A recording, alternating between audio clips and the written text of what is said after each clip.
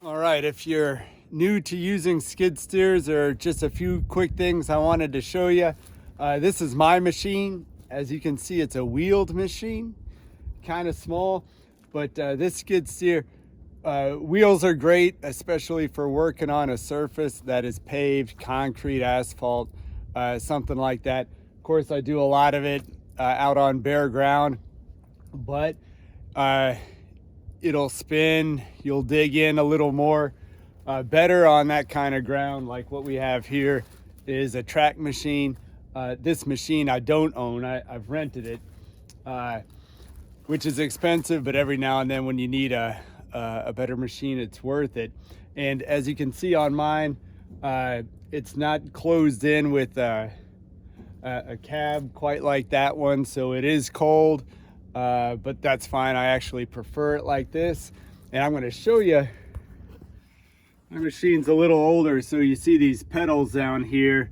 That's how I control whatever's on the front. Right now I've got my bucket on. Usually I have my bucket on.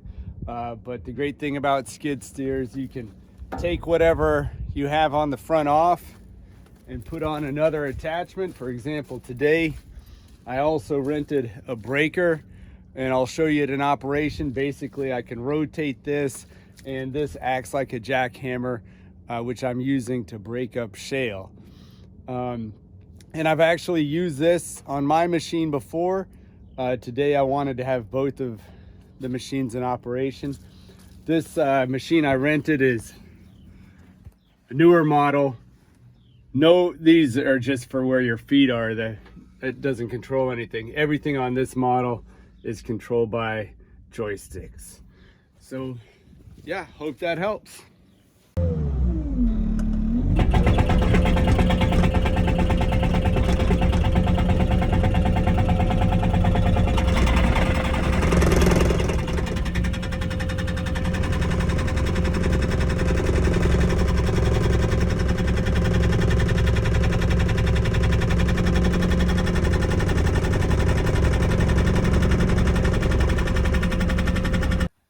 I want to mention two things. If you're not familiar with these machines, you can see a safety bar that you pull down, just like if you're on a ride at an amusement park.